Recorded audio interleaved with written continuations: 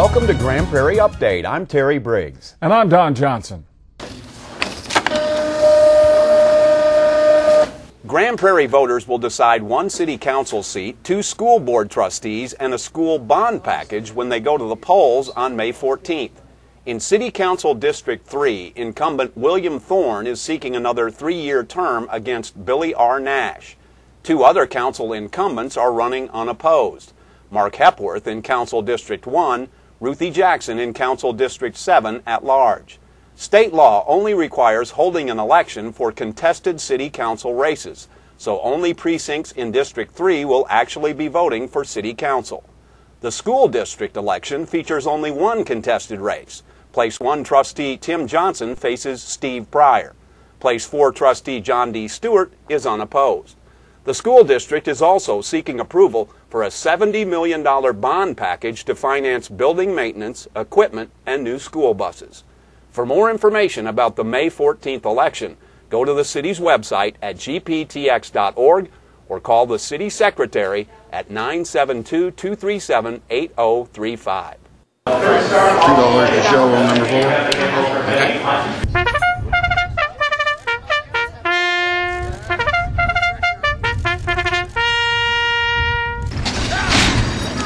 They're off. It's off to the races again for Lone Star Park at Grand Prairie. The racetrack is starting its 15th season, coming off another disappointing year that finished with less revenue, smaller purses, and lower grade horses. Track officials hope to buck that trend with fewer racing dates. Well, the more horses you have per race, it tends to increase the handle both on track and in our simulcast locations. So you can bet Lone Star around the country. And that means that the track is making more money? The track's making more money, and we're earning more money for purses for the horsemen. $5 on number 5 across the board, and $2 on number 2 across the board. And there are new 10-cent wagers designed to excite fans. There's a lot of competition out nowadays for your wager and dollar, and with the 10-cent wagers, we find that it gives players an opportunity to spread out a little bit more and sort of get a little more bang for their buck. But officials inside and outside the horse racing industry say the real revenue solution is to authorize video slot machines and other gaming in Texas. I think every poll that's come out, and I'm talking about real bearable polls, great polls that people believe the numbers, all say that the overwhelming majority of the people in Texas favor gaming, and why the legislators in Austin won't let the people vote on it is a mystery, and it's real disappointing. The spring thoroughbred season at Lone Star Park runs 4 days a week through July 10th. For more information, go online at lonestarpark.com or call 972-263-7223. He may look harmless, but this bull is a real menace. Authorities say the runaway steer got loose somewhere on Interstate 30, made a right onto Beltline Road, circled Lone Star Park, then cut across traffic into the parking lot of a feed store. There was a woman loading products that she had bought from California Hay Company. The bull ran right past her, so I came in the gate to try to shoo the bull away from her car where she was loading her products. The bull turned around, and at that time he charged me, kind of threw me for a somersault, and I landed on the ground, and the bull darted to the back of the parking lot. And at that time we just left him alone and tried to get more help, called the Dallas Sheriff's Department out here to assist. Deputies tried but failed to lasso the bull, which hopped a fence and disappeared. An all-day search also came up empty-handed, so officials are now waiting for another sighting to try again. If you spot the animal, call 911 or Grand Prairie Animal Services at 972-237-8575.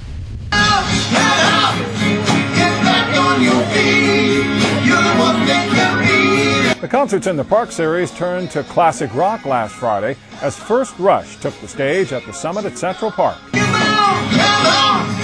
Let's see what you got. Coming up this Friday, a different kind of classic sound with the Fort Worth Symphony Orchestra. For more information about the Concerts in the Park, go online at artsgp.com or call 972-237-8100. And Grand Prairie is getting more national recognition for its award-winning parks and recreation programs. This time it's Loyd Park at Joe Pool Lake. It just earned a 4W rating in the 2011 Woodall Directory for RV and tent campgrounds. The rating is based on inspections that look at the physical grounds, restrooms, side and road developments, as well as maintenance and surrounding recreation. The Woodall Directory is considered one of the industry's leading resources for vacationers.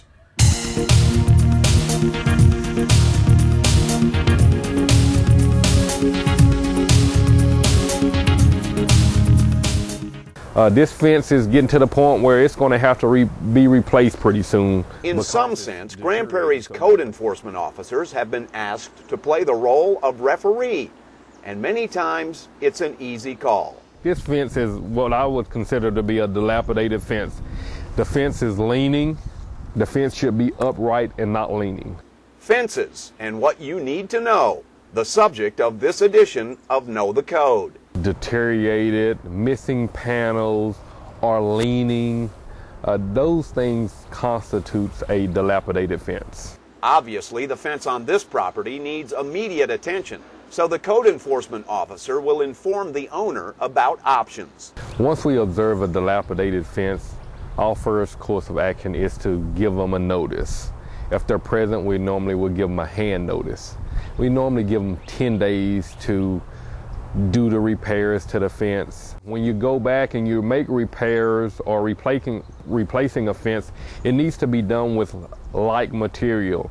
Like, for instance, the metal poles should be wooden poles. And actually, there are 3 options when it gets to this point. You can repair it or replace it, but you can also remove it, unless it is what is known as a required fence. If your home is near a commercial property, it's called a required fence. That means the fence has to be there and maintained. And normally a required fence separating residential property from commercial property, that fence is normally put there by the commercial property owner. And Reagan says that even when repairing or replacing the fence are the only options, the city is willing to work with you because they're well aware of the cost for repairs or building a new one and the penalties that will come for those who don't. That penalty is pretty stiff. The price of it is normally set by the courts, and it can be upwards of $200-300 on a citation. And that's why we work with them. I mean, if they're going to say, hey, you know what, Randy, I'll get a fence panel and I'll get this one put up this week and I'll do this one next month, we'll work with you. Times are hard for a lot of people. Yeah. So we don't mind working with you at all. If you have questions, you can call the Grand Prairie Code Enforcement Division at 972-237-8296 or log on to the city's website, gptx.org, and follow the links to code enforcement. And now you know the code.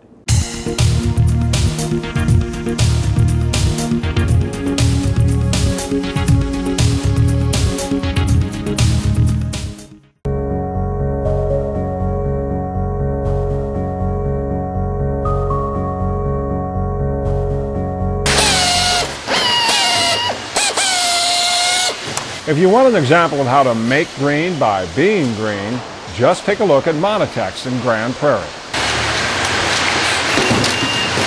This local business is the destination for thousands of obsolete computers, monitors, printers, and other electronic devices.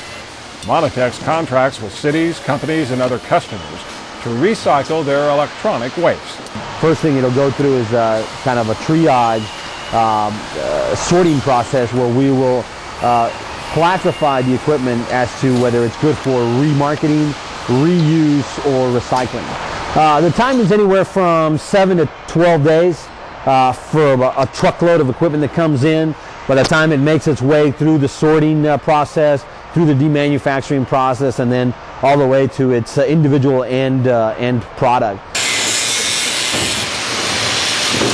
According to Segovia, about 20 to 25% of the material is refurbished and resold. The rest is shredded or pulverized for scrap. The biggest change I think we can say that we've had is just the size. The scale of the operation has definitely grown over the years. It started out small as we fine-tuned our process, and We created some efficiencies and some better processing methodologies. Really, that's, I think, the biggest change that we've had. The process itself has grown. More equipment is coming in the door.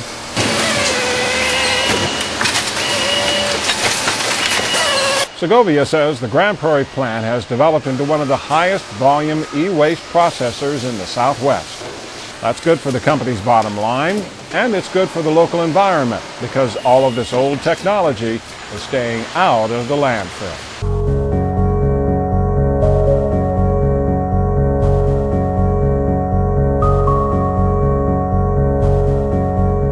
That's it for this edition of Grand Prairie Update. Remember, you can watch any Channel 16 program anytime by going to the city's website at gptx.org/GPTV.